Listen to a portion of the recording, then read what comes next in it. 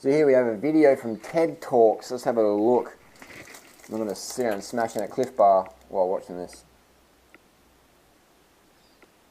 Camera with sad eyes and distended bellies. And in 6th grade, my Glee Club teacher, Mr. Collins, had us change the words in this song we were singing. 3 billion people in the world to 4 billion people in the world. And I was shocked. I couldn't believe that the population was so big. And I was even more shocked because no one else in the class seemed at all disturbed by this fact. And a couple days later, I told my friend Susie Hollander that because there seemed to be too many people in the world for it to handle, that I wasn't going to have any kids. And she looked at me and she replied that she was going to have 3.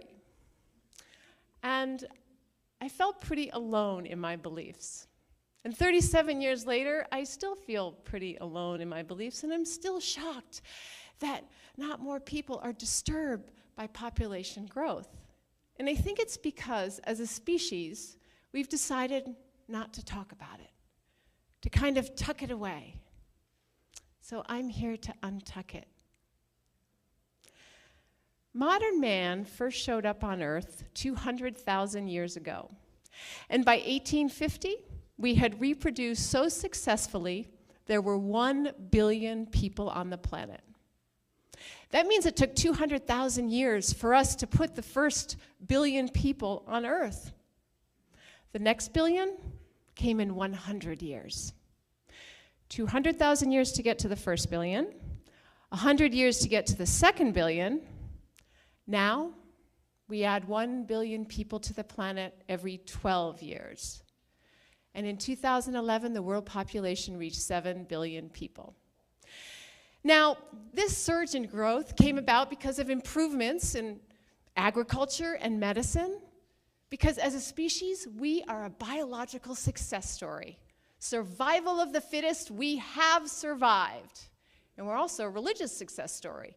We have gone forth and multiplied. But now we have to stop, or it will be our downfall. And just to give you an idea of how fast population grows, Bangladesh had a hurricane that killed 139,000 people. How long did it take Bangladesh to replace those deaths with 139,000 new births? 2.5 weeks. Now, the world population is growing at just 1% a year, which might not sound like very much, but 1% of 7 billion is actually a big number. It means that every day we add 220,000 people to the planet. Every day. And this is unsustainable, which means that at some point the world population is going to stop growing. The question is, how? Will it stop growing because of famine, disease, a war over resources? Or will it stop growing because people choose to have smaller families? And by smaller families, I mean one-child families. And this is where people start getting nervous talking about overpopulation and population issues because they're scared that I'm going to take away their rights to have children. But I don't want to take people's rights away. I want to give people rights. Forcing people to have fewer children does not work. In fact, the fastest and most efficient way to stabilize the world population is to send girls to school and to empower women and to give everyone access to and education on birth control. And those are good things. And as a culture, we need to emphasize the benefits of having a one-child family so people will choose to have fewer kids. Because for thousands of years, we've been inculcated with this ethic that big families are happy families and only children are lonely children. Couples like myself and my husband Ian who have chosen not to have kids, we're childless instead of child-free.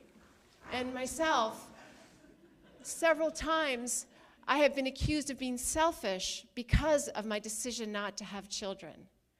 And all this made sense when it was important for us to procreate for our survival. But now, for our survival, we have to not procreate.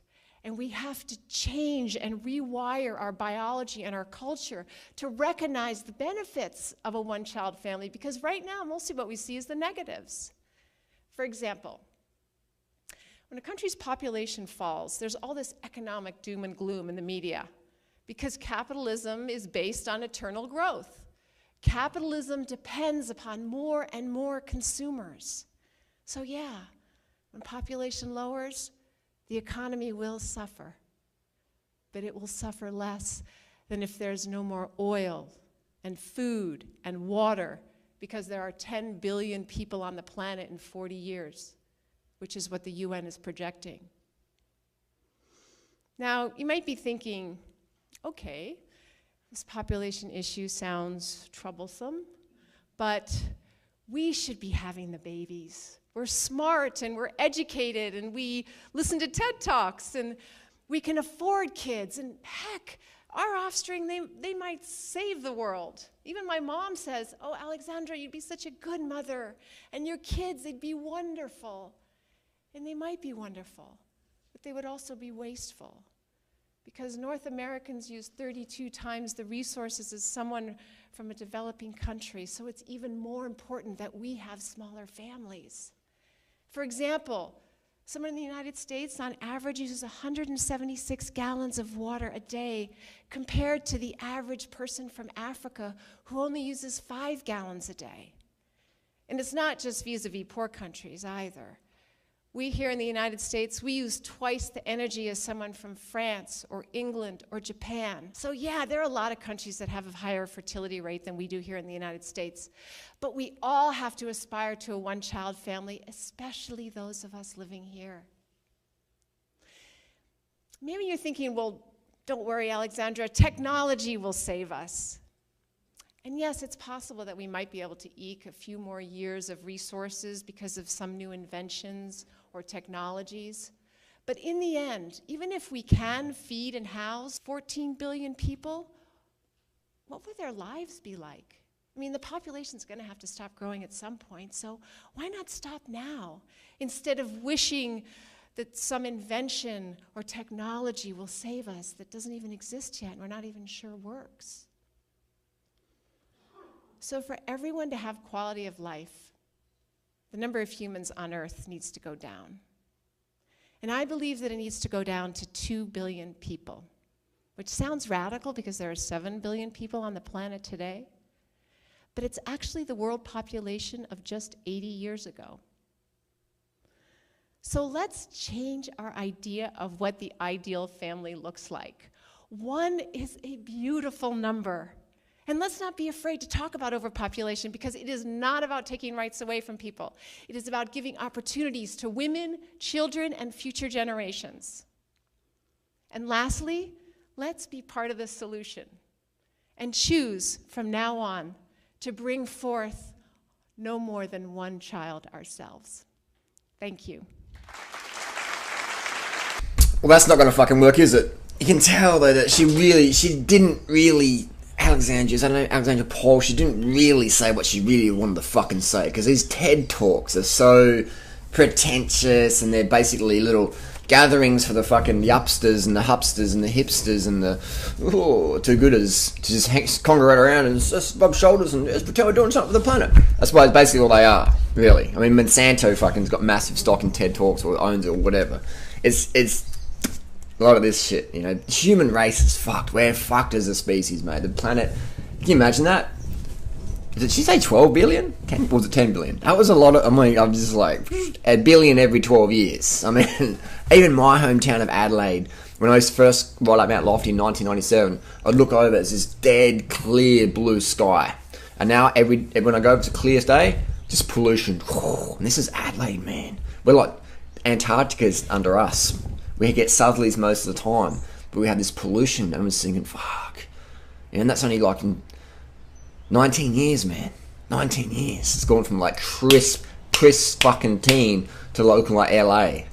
You know? Well, not as bad as LA, but fuck, man. I mean, we just, people are like, yeah, we're going to do this, we're going to do that. No. Humans aren't going to fucking do it, mate. We are a cancer on the planet. Most people with lung cancer and smoke cigarettes ain't going to quit smoking cigarettes. Most humans ain't gonna stop shit. Our egos are too big. We're like, well, I want the attention from my kiddies, and I want to do this, and I want to do that, and do whatever the fuck you want to do. But let's just not pretend that bringing more children into the planet. I mean, can you imagine in 30 years' time, in 40 years' time, if there's 10 billion or 12 billion people? Can you imagine how much stress that's going to be to find a job, find a partner, find a house, etc.? I mean, most of my friends my age motherfucking struggle with stress and money. I'm child free. I've got no debt. Everything's motherfucking paid off. And I'm like kicking back, chilling. Most of my friends my age are under the motherfucking pump. And the ones who are under the most pump are the ones who got kids. These people out there thinking, I'm going to have a kid and it's going to be like a magical Hollywood, Hawaii Island picture. And we don't see what goes on, man. We don't fucking see what goes on behind the scenes. It's Instagram, you can smile. It's like, hey, man, this is really good. We don't fucking see people screaming at each other, fucking trying to rip each other's motherfucking head off. When you have kids, man, that is the hardest thing you can do. People can disagree with me, but they're still going to be motherfucking wrong. I look forward to seeing... I mean, here's the thing. A lot of people disagree with me. They're young. They're like teenagers or their early 20s. Oh, you're wrong. How many people have you... How many single mums or single husbands... Or not husbands. How many single parents have you dated before? I have. And I've seen the stress they go through every motherfucking day. Getting the kid to school, making ends meet, etc. How many of you people have actually no single parents? Like, no single parents. Not just like at coffee time, like hanging out with them. You know, spending time with them, sleeping at their house, etc., man. Alright? How many of you know single parents who do that? It's motherfucking tough. So a lot of these people who sit... People who sit at the bus stop like that on their phone, like, oh, is my hair okay? Is my makeup okay? These people aren't living in the motherfucking real world. You know, they're not living in the real world. And they're like, I'm going to have a kid one day and it's going to be really nice. And it's like, that's your fairy tale world. And I had this conversation and debate with a lot of my friends who are younger. You know, most of them I'm old enough to be their dad, they're young enough to be my son or daughter. And they just have no idea of what they're going to get themselves into. And I've had friends who've had kids, and then 10 years later go, you fucking cunt, you're right. It's fucking hard, man. Some say it's shit. The ones who enjoy it say it's good, but it's not romantic. It's fucking stress the fuck out of a relationship. We don't have a sex life anymore. Our money's tight. We don't get to go on holidays anytime we want. It's responsible motherfucking. I mean, get a fucking dog. Or get a rescue dog and walk it every day. Tend to it. That's a responsibility, man. And you get a kid, that's like 100 times more responsibility. Because you can't just go, I'm going to leave the dog in the house and I'm going to go off for the day. You can't do that. You can't just give your dog to your mate, look after. Or you can give it, you know what I mean? You can't just give your kids away for a month. I mean, parents do it. I mean, you got daycare. I mean, my mum used to be a daycare provider. Most parents just throw kids in daycare, go off to work, to get nannies. Jamie Oliver, just chuck his kids in private school. Pay someone else to fucking take care of them. I'm a really good parent. I'm going to see my kids on the weekend and I'm going to pay for someone else to fucking look after them. Great. That's not fucking parenting. That's commodifying, financializing parenting. So I'm a really good parent. I got kids for the photo. Come on, kids, fuck off. I'm busy. I'll be able to do other shit. That's shit. But that's what we live in. It ain't getting any better. And people say I'm angry and arrogant and whatever. Negative. I'm just being motherfucking honest with you. Because most fuckers out there wouldn't tell you the fucking truth. Because like that Alexandra Pole lady, they're too scared of being criticised. I don't give a fuck if you criticise me. I don't care if you disagree with me. You're still gonna be fucking wrong.